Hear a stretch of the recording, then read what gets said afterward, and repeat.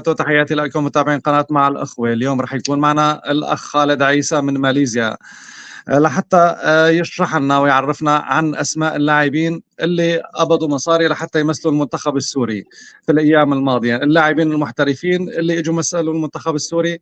والناس صارت تحكي كل واحد على كيفه، وصارت تتهم بعض اللاعبين انه اخذوا اموال كتير طايله.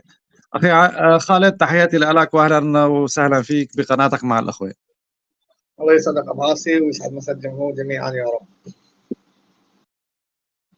تحياتي لك خالد. بالفترة الأخيرة نحن سمعنا كثير من أصحاب القنوات ولا صفحات الفيسبوك عم تحكي عن اللاعبين المحترفين اللي اجوا مثلوا المنتخب السوري بالفترة الأخيرة، وكل واحد عم بيحكي أرقام، وصرنا نشوف نحن أرقام فلكية إنه بعض اللاعبين قبضوها لحتى يمثلوا المنتخب السوري. شو هي معلوماتك عن هذا الموضوع؟ هلا خلينا نكون صريحين ابو عاصي قبل ما نفوت موضوع المصاري، الموضوع اللي اندفع ولا ما اندفع. نعم.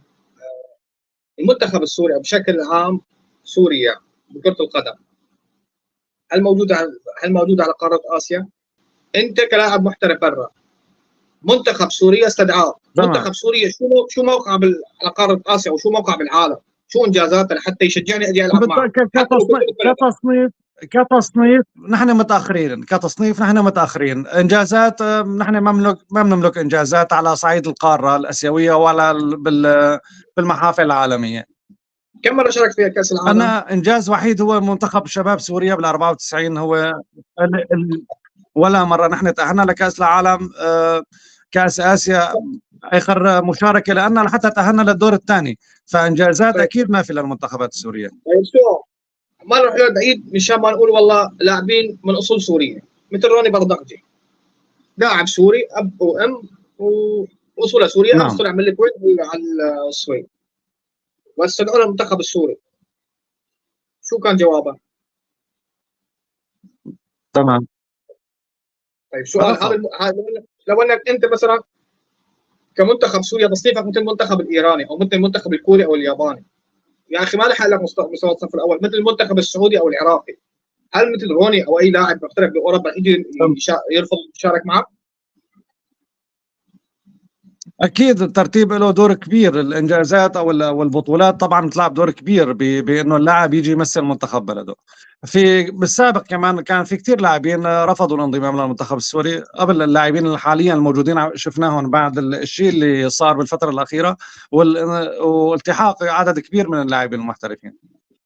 هذا اللي بنحكي عليه. احنا بنحكي كناس انه يا اخي هذا اللاعب ما عم يجي يلعب معك غير شو اسمه مشان المصاري.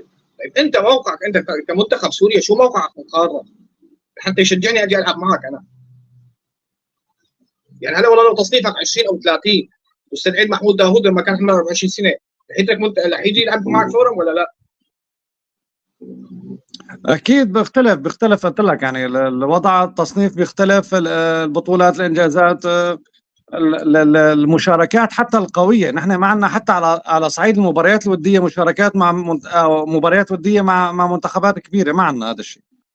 هذا اللي عم نحكي عليه. احنا كل شيء ناخذه بننتقل فيه للمصاري، لا عمي في اساسيات لاي لاعب كره قدم بده يجي يلعب بالمنتخب. انا جاي بدي امثل منتخب سوريا، منتخب سوريا طيب فتح دور على منتخب سوريا، سال اهله وسال اللاعبين اللي شاركوا سابقا. احنا سمعتنا كاداره منتخب سمعتنا سيئه مع اللاعبين المحترفين، واكبر مثال مع سيد مايكل. مزبوط ولا لا؟ ما بدناش نقدر على بعضنا. مزبوط.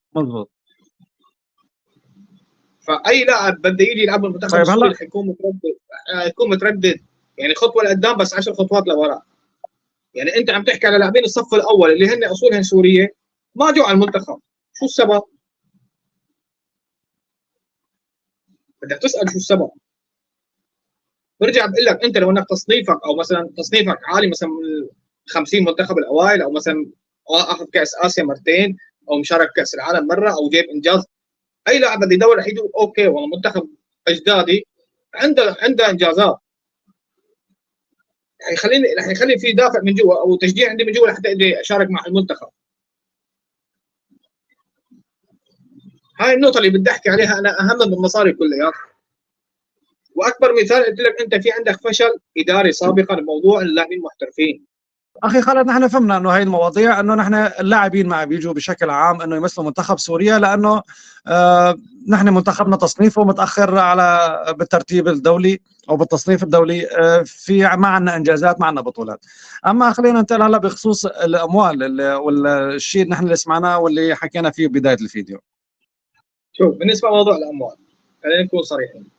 الاموال اللي اندفعت للاعبين هي لا هي من الاتحاد السوري لكره القدم، ولا هي من الحكومه السوريه، ولا هي من مصاري الاتحاد السوري بالاتحاد الاسيوي، ولا هي من مصاري المجمده بالفيفا.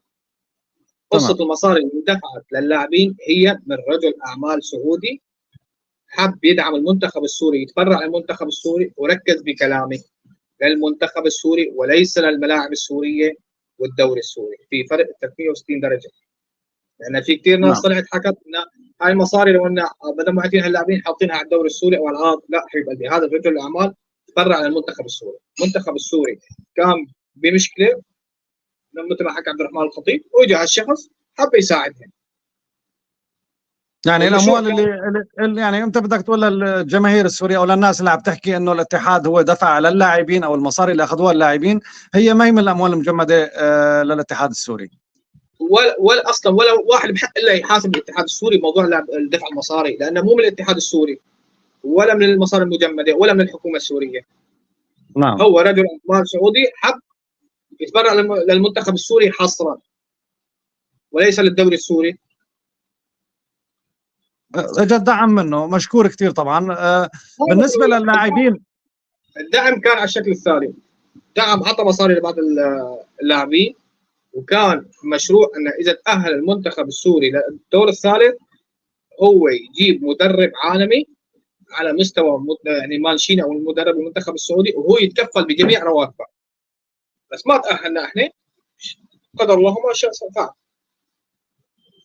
هاي النقطه الاولى. النقطه الثانيه بالنسبه لموضوع الارقام اللي عم يحكوها الفلكيه، شيء 250,000 شيء 600,000 شيء الحكي هذا. سمعنا انه محمود داوود قبض 500. في بعض الناس حكت ايام اوسو قبض 500,000 دولار لحتى يجي يمثل المنتخب السوري، و600 كمان سمعناها من بعض الاشخاص. اكبر رقم اندفع للاعبين هو 100,000 دولار لمحمود داوود، ورجع المبلغ للرجال. يعني محمود داوود اخذ، يعني هو الاعلى واحد اخذ، هو اعلى قيمه اندفع له، اعلى رقم اخذ ورجع المصاري الزلمه. وعندك توبياس، ستيفان جديل، هذول اللاعبين ما اخذوا اي دولار واحد. توبياس القاضي وستيفان اللي انضموا بمباراه كوريا او التحول المنتخب السوري، اللي اخذوا تقريبا فيك تقول ايهم اوسو، خليل، بابلو، ارقام صغيره ما تعدت يعني ال 70,000. وعم بقول لك، انا عم بقول لك اخذوا، بس ما بقول لك اللاعب اللي اخذ جزء المصاري انعطت لوكيل اعمال لحتى يقنع. يعني هون حتى هي القصه هون مو واضحه، هل المصاري اندفعت لوكيل الاعمال او للاعب؟ يعني اللاعب ممكن ما يكون قبض حتى نصف المبلغ، او يمكن حتى ما قبض شيء. ما اخذ شيء، بجوز هي كان ان للوكيل الاعمال خذ هاي المصاري لك، بس يكون عندنا اللاعب يلعب معنا. فيك تاخذها على احتمالين، بس هاي الارقام اللي انطرحت ارقام غير صحيحه. اكبر مبلغ اندفع هو ال 100,000 لمحمود داوود، ورجعها محمود داوود. برجع بقول لك اياها ابو عاصم، المصاري ما دخلها بسوريا نهائيا، لا اتحاد، لا مصاري مجمده، لا اتحاد اسيوي، ولا حكومه سوريه.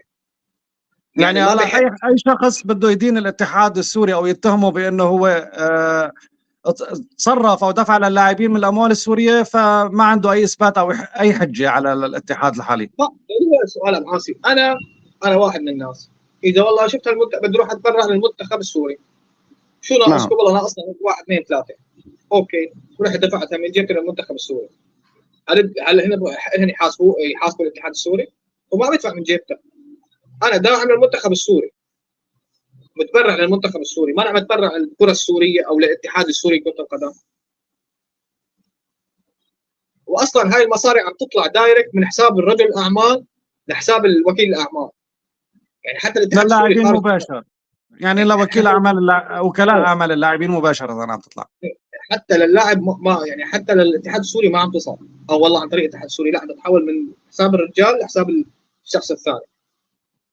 فانت تقول لي والله تروح تحاسب احتراف، روح حاسب الاتحاد. يعني نحن سمعنا تصريحات لاحد الاعضاء باتحاد كره القدم بيقول لك انه نحن ما علينا ممسك، ما حدا نحن بيقدر يديننا باي شيء. ابو عاصم مو قصه ما عليك ممسك، جماعه هن مو هادرين مال. انا اعطيهم مصاري من الاتحاد او من من الحكومه السوريه، اعطوها للاعبين. شخص جاي يتبرع واعطاها المصاري للاعبين. لا هو ذكر بالحرف انه اذا اي حدا عنده اي اثبات يجي يقدمه انه نحن دافعين من اموال الاتحاد للاعبين. هذا الحكي اللي عم بحكيه انا. الاتحاد السوري ما دفع اي ليره سوريه، مش دولار، ليره سوريه لاي لاعب من مصاري الاتحاد او المصاري الفيفا او الاتحاد الاسيوي او المصاري من الحكومه السوريه نهائيا. رجل اعمال يتبنى المنتخب، وحتى مو داخل الاتحاد السعودي، هو رجل اعمال اللي يتبنى المنتخب، وهو اللي دفع من جيبته، وهو اللي كان مخطط كمان يتحمل مسؤوليه مدرب على مستوى صف اول بمستوى المدرب المنتخب السعودي، ويدفع من جيبته كمان. يعني ممكن هذا الشيء يرجع يتكرر مره ثانيه؟